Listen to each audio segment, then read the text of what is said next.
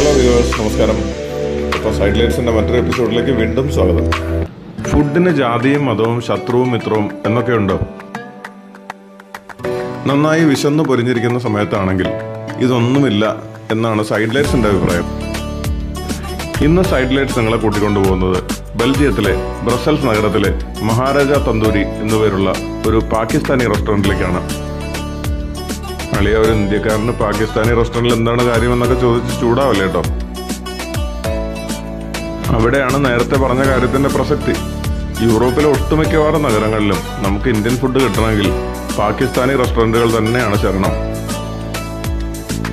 ബെൽജിയത്തിലെ മുഖ്യ ടൂറിസ്റ്റ് ആകർഷണ കേന്ദ്രമായ ഗ്രാൻഡ് പ്ലേസിന് സമീപം ലാ ബുർസ് എന്ന് പറയുന്ന സ്ഥലത്താണ് മഹാരാജ തന്തൂരി എന്ന ഹോട്ടൽ സ്ഥിതി ചെയ്യുന്നത്.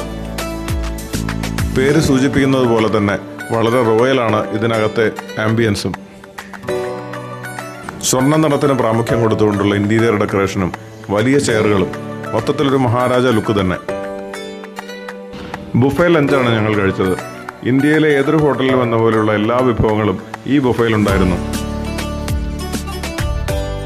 എല്ലാ വിഭവങ്ങളും രുചിയിൽ ഒന്നിനൊന്ന് മെച്ചം. മെനുവിൽ എടുത്തു പറയേണ്ട ഒരു ഐറ്റം ഇവിടുത്തെ ബട്ടർ നാനാണ്. അത്തരത്തിലുള്ളൊരു നാൻ ഇന്ത്യയിൽ ഒരു റെസ്റ്റോറൻറ്റിൽ പോലും കഴിച്ചിട്ടില്ലെന്ന് സധൈര്യം പറയാം. അല്പം തണുത്തു പോയാൽ പോലും അതിന്റെ മാർദ്ദവവും രുചിയും ഒട്ടും കുറയുന്നില്ല.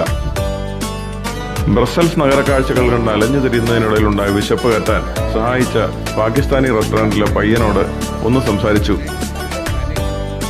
ब्रसल्स में कौन सा एरिया है? ये है आपको लाबुर्स मिलेगा। लाबुर्स ग्रैंड प्लेस के करीब, ग्रैंड प्लेस के करीब है। सबसे मशहूर जगह है ग्रैंड प्लेस। अच्छा। पीछे आप जाओगे ना तो ग्रैंड प्लेस में। आप लोग कहाँ से है? मैं पाकिस्तान का पेशावर से हूँ। पेशावर से? नहीं, कभी अकेले में आओ, गपशप मारेगा। हाँ, बिल्कुल। अच्छा। और सुनो, सब बढ़िया? बहुत बढ़िया। खाना पसंद आया? बहुत धन्यवाद. മഹാരാജ തന്തൂരിയിൽ നിന്ന് ഭക്ഷണം കഴിച്ചിറങ്ങുമ്പോൾ പഠിച്ച കാര്യമെന്തെന്നാൽ, വിശക്കുമ്പോൾ അന്നമൂട്ടുന്നവൻ ശത്രുവോ മിത്രമോ എന്നൊന്നില്ല.